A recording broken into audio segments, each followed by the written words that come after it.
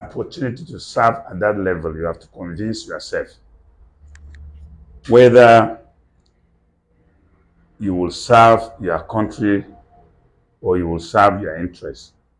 And I opted to serve my country because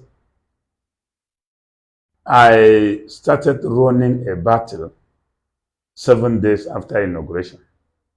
And I ran the battle with the forces in government that felt I should turn blind eye to injustice or when we are veering off the track of the promises we made to Nigerians. So on every occasion they move, I would draw their attention, and that did not go down well with them. Even the President Muhammadu Buhari, I didn't spare him. I will give you an example of one of the things that happened. The DSS and EFCC in 2018 had a major clash in Asokoro, Abuja. The EFCC went to arrest the former Director General of DSS, and the DSS mobilized and blocked them. And they were trigger drawn with each other for 3 days. The government was being bashed left, right, and center. We were attacked both from print, electronic, to the social media. And unfortunately, the president of Nigeria did not know. For these 3 days that these things were happening, the president didn't know. So when we went to the Federal Executive Council, I expected the issue to have been on the table. The first thing even to mention. But ironically, we run through the council procedure to the end, and nobody mentioned it. It wasn't raised. So I brought the issue under AOB. And I asked the president whether he was aware that these two agencies operating in his office were trigger drawn against each other. They blocked Nigerians who elected us into government from passing the road that is built with the taxpayers' money. That was the first time the president was hearing it. His reaction to me confirmed that he has not heard. Because he said, "What were you saying? Can you explain what you were saying?" And I took time to explain to him. And at the end of the day, the president was visibly angry. And I told him, I appealed to him to call the two agencies to order. And to God be the glory. While we were leaving the council, I was on my way to my office. I saw them running out of that place.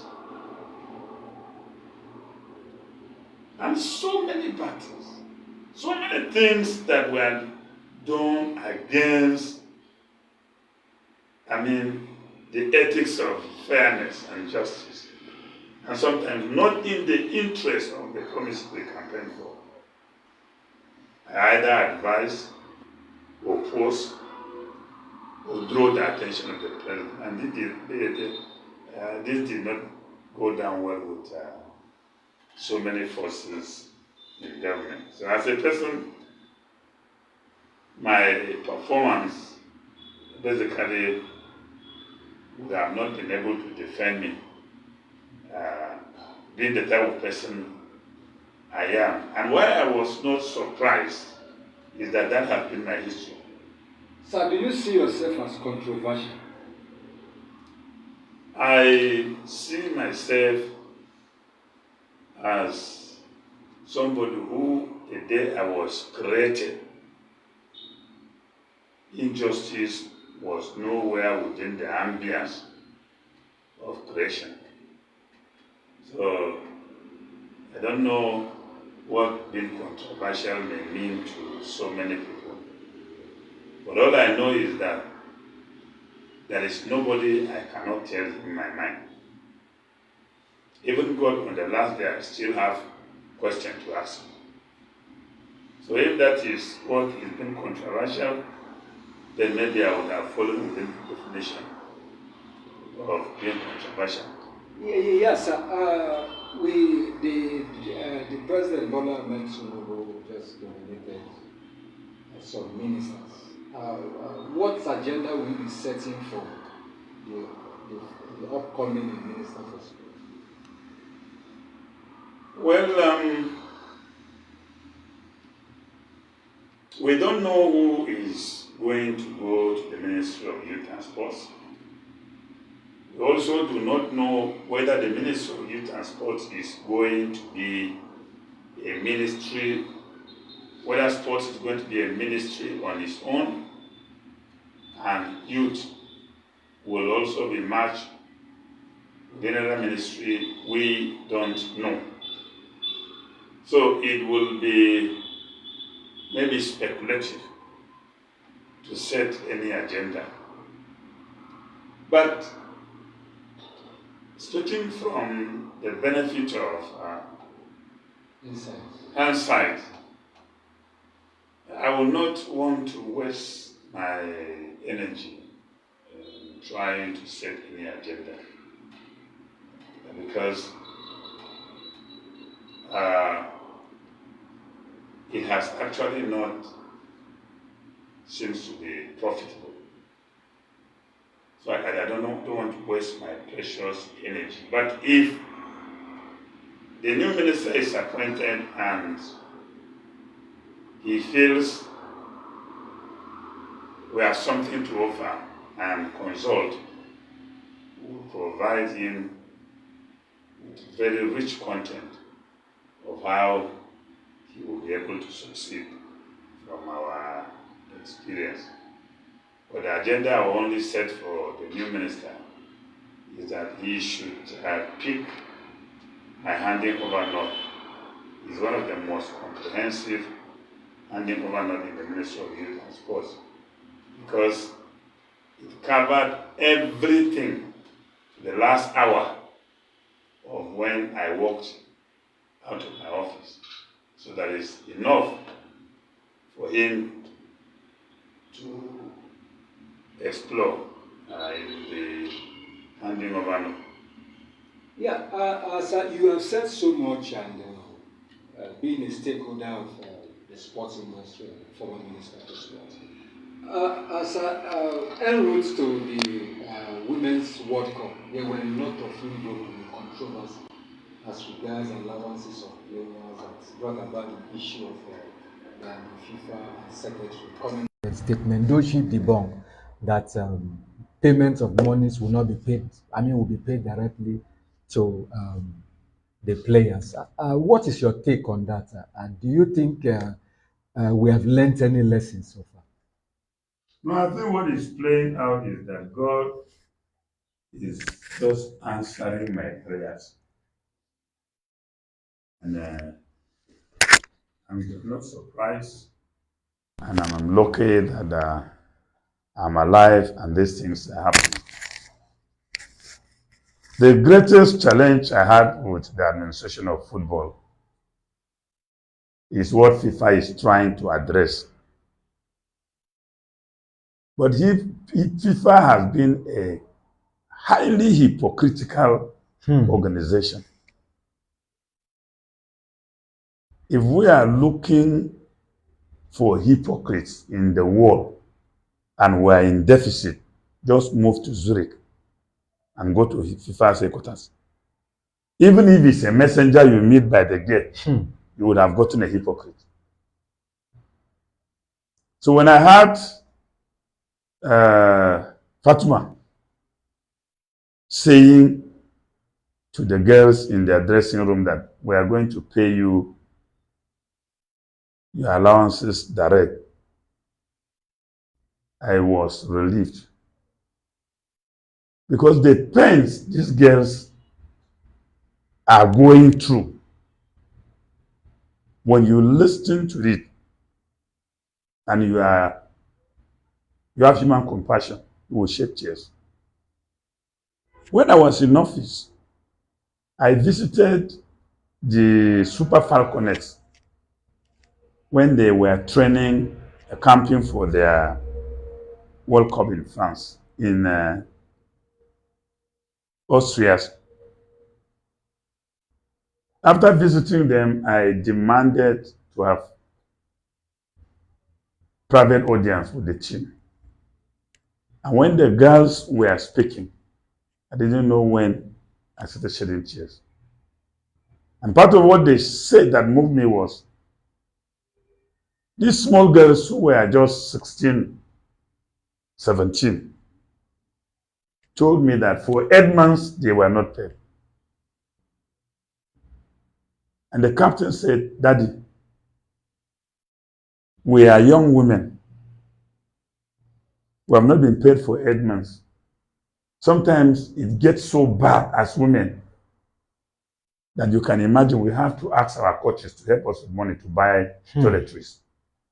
At that point, I broke down because my daughter could face such a situation. I know how difficult it is for a woman to share such private experiences. But if she has been exposed to being on camp and she could not afford toiletries and she's on, how will she manage it? These are some of the terrible things these girls go through. And before the commencement of the World Cup, there were these issues of their non-payment of their bonuses, allowances. And then the NFF kept denying traditionally as it were.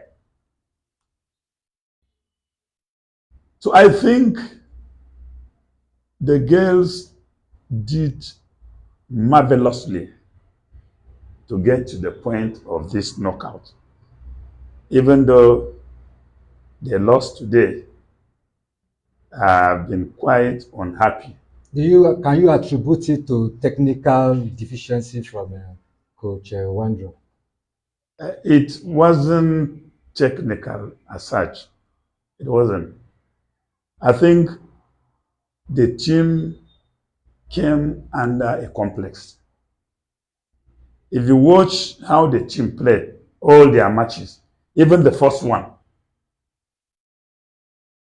the zeal, the determination, the confidence, coordination with which the team played, and the aggressive nature was nowhere found in today's match. And from my own conclusion, they were intimidated. They are because supposed to be professionals. Yeah, though professionals, but most of them are playing in Europe. You see, when Nigerians are confronting England, their colonial masters. Very good. This inferiority complex always exists. Go and review our sports engagement. If England is involved, you will discover that something will be missing from our players. And I think it played out today because Nigeria has no reason to lose this match. And you know, the English team came with this colonial mentality. They deported it. They deployed it into the match. They were very aggressive. They were intolerant. They were rough. There was no sense of friendship in the play. It was a war. So if you look at their attacks, every attack was calculated at bringing down a Nigerian player. Yeah, as a player like Onome AB, one of the oldest player, 40 years of age, was taken to the World Cup. Were you in support of being taken to the World Cup? This assist World Cup. Yeah, I am in support of it because, you see, sports, we must understand sports. The experience, her experience in 40 years, even on the bench, is an inspiration to the younger players. Because seeing her coming to the World Cup for the 6th time, all of them will be inspired and challenged that I will want to beat this record. So for nothing, taking her there was a huge boost to the team. So what's the way forward? Do you think the coach should be retained or should be sacked? What's the way forward? We have lost now.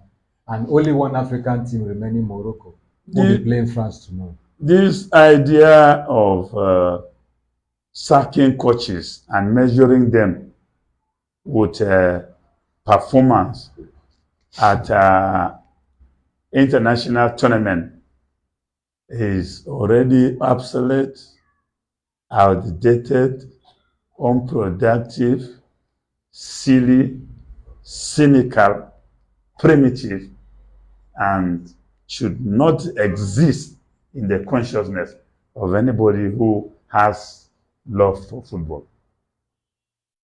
The experience gained by the coaching crew will only be useful in their next outing. So if you sack them now, you deprive Nigeria of that experience. This explains why Nigeria will take 1 step forward in sports and will take 10 steps forward backwards. Let me tell you, this idea of changing sports ministers, like women change hairstyle, is one of the reasons why Nigerian sports will not develop. When I was a minister, I met my colleagues, some of them have been ministers of sports for 10, 12 years. Okay, other countries. Yes, 10, 12 years. So they have been able to translate their policy into maturity. So if their initial policy was to target grassroots sport development, they've been able to nurture the players and the athletes into maturity. And so they've created a bank, a data bank, or a reservoir of resources which the country will be exploiting for many years. If we had sustained and maintained this policy, the grassroots youth politics of national